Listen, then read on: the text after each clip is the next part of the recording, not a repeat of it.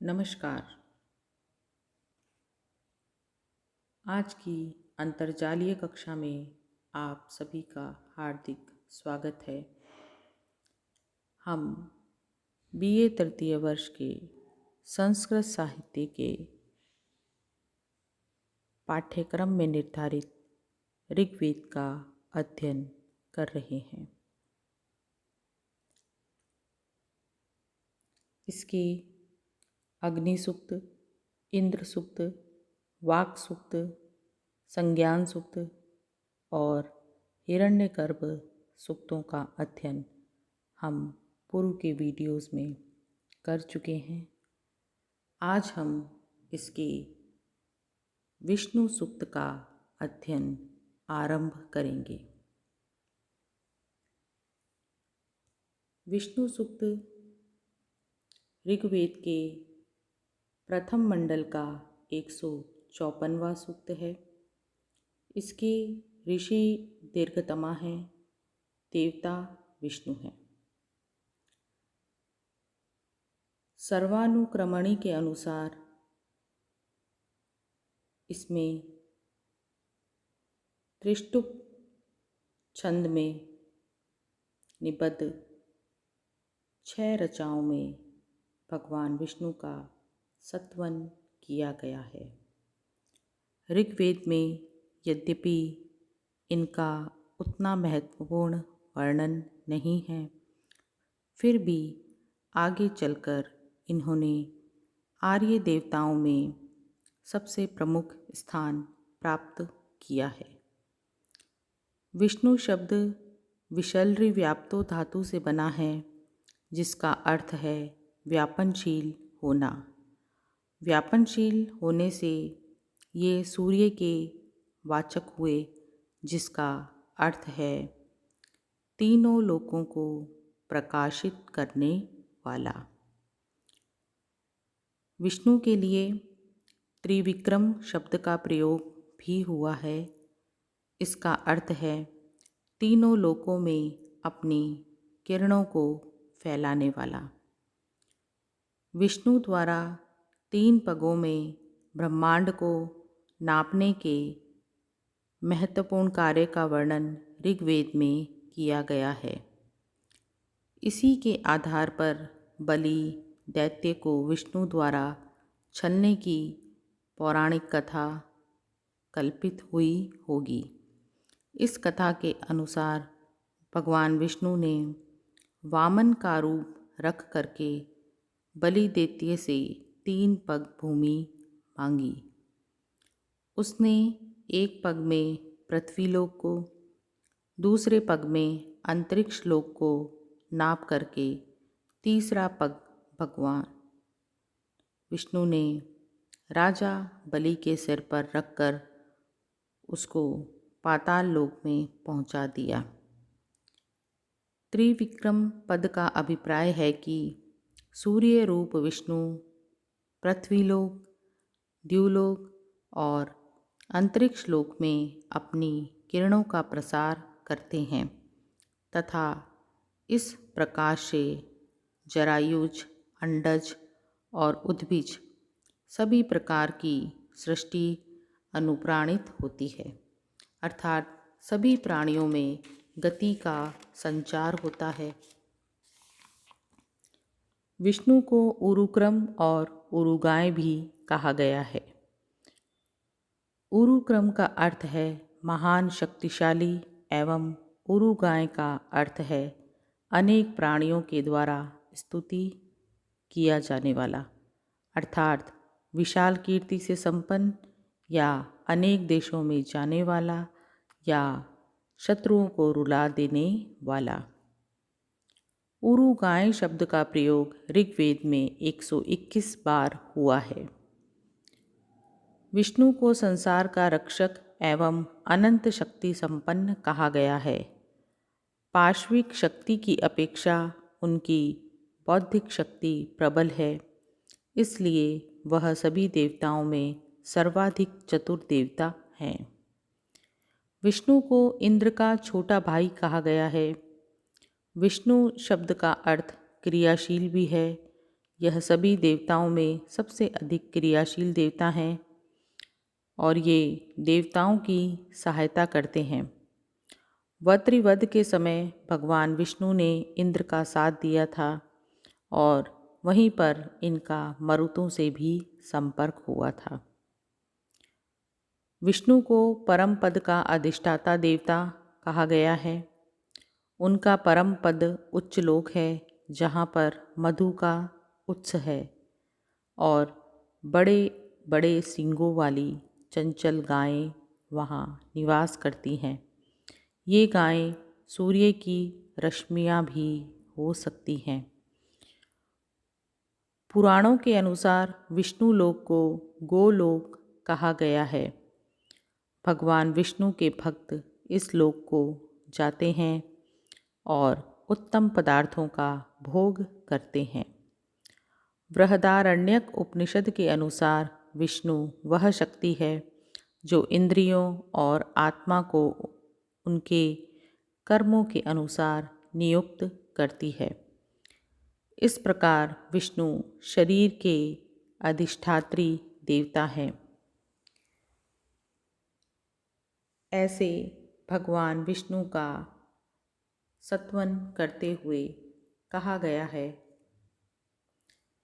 विष्णोर्नुकं वीर्याणि प्रवोचं यः पार्थिवानि विममे रजांसि यो अस्कभायदुत्तरं सधस्थं विचक्रमाणस्त्रेधोरुगाय विचक्रमाणस्त्रेधोरुगाय विचक्रमाणस्त्रेधोरुगाय। अर्थात विष्णुः वीर्याणि नूकं प्रवोचम।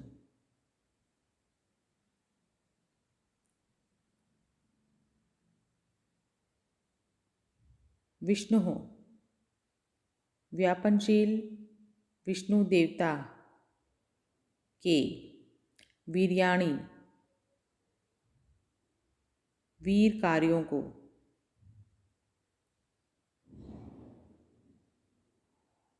नूकम प्रवोचन बहुत शीघ्र कहता हूँ। यह जिस विष्णु ने पार्थिवानी पृथ्वी से संबंधित रजांसी रजकणों को विममे विशेष रूप से बनाया। यह जिस विष्णु ने त्रेधा 3 प्रकार से विचक्रमाण लांघते हुए उरुगायः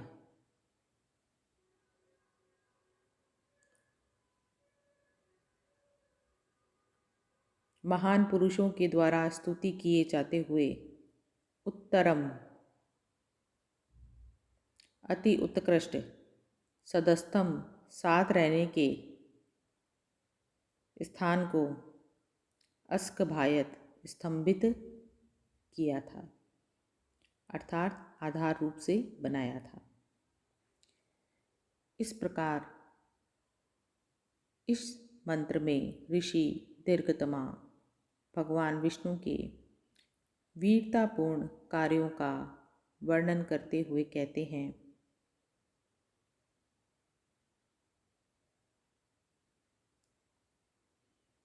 कि मैं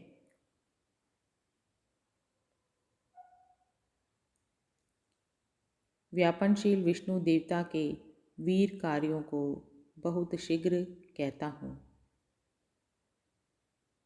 जिस विष्णु ने पृथ्वी संबंधी रजगणों को बनाया, अर्थात अग्नि लोक, वायु लोक, आदित्य लोक जैसे विशेष लोकों की विशेष रूप से रचना की, और जिस विष्णु ने 3 प्रकार से अपने बनाए हुए लोकों को लांघते हुए और महान पुरुषों के द्वारा स्तुति किए जाते हुए होकर के ऊंचे या फिर अति उत्कृष्ट तीन लोकों के आश्रयभूत साथ रहने के स्थान को स्तंभित किया, अर्थात आधार रूप से बनाया। ऐसे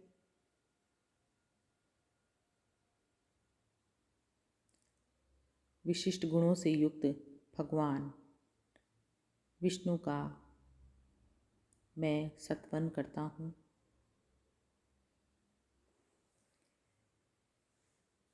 इस मंत्र में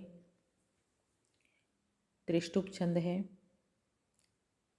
त्रिष्टुप छंद में श्लोक में या मंत्र में 4 चरण होते हैं। प्रत्येक चरण में 11 वर्ण होते हैं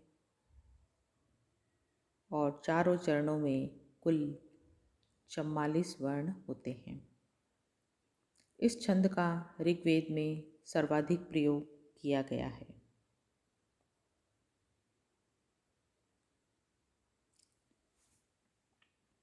इसका दूसरा मंत्र है प्रतद् विष्णुः स्तवते वीर्येण मृगो न भीमा कूचरो गिरिष्ठा यस्योरुषु त्रिषु विक्रमणेष्वधीषीयन्ति भुवनानि विश्वा।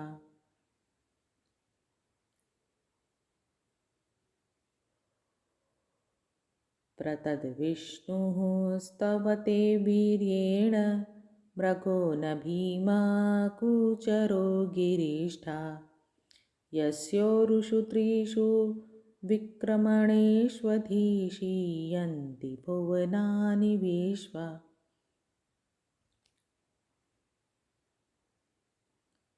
धीषीयन्ति भुवनानि विश्वा। यस्य उरुषु त्रिषु विक्रमणेषु विश्वा भुवनानि अधिशीयन्ति।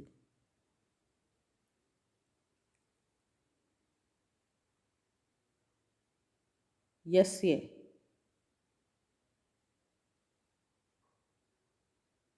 जिस विष्णु के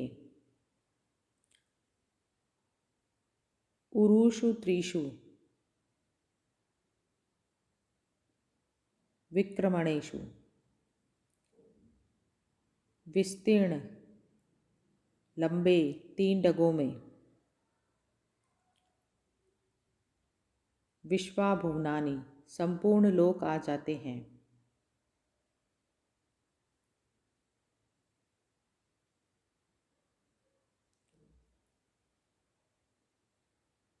अधिशीयन्ति निवास करते हैं। तत् विष्णु उस विष्णु की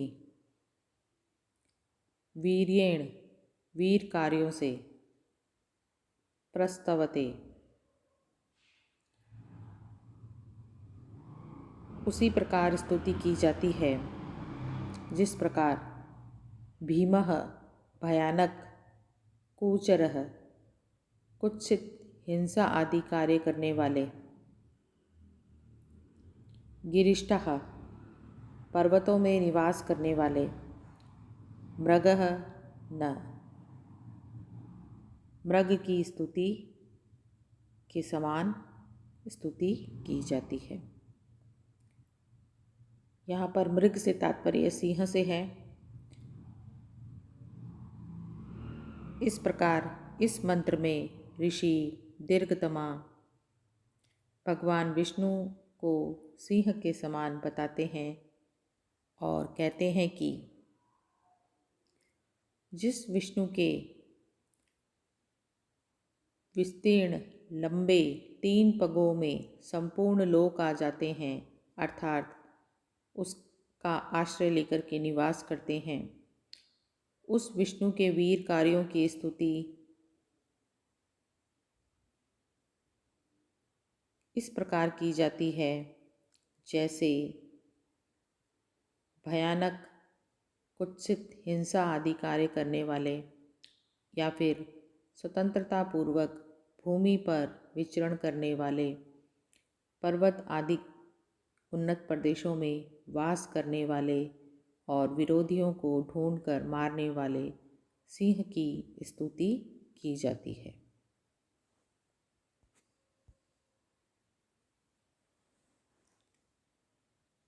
इस प्रकार इस मंत्र में ऋषि दीर्घतमा ने भगवान विष्णु के द्वारा संपूर्ण लोकों को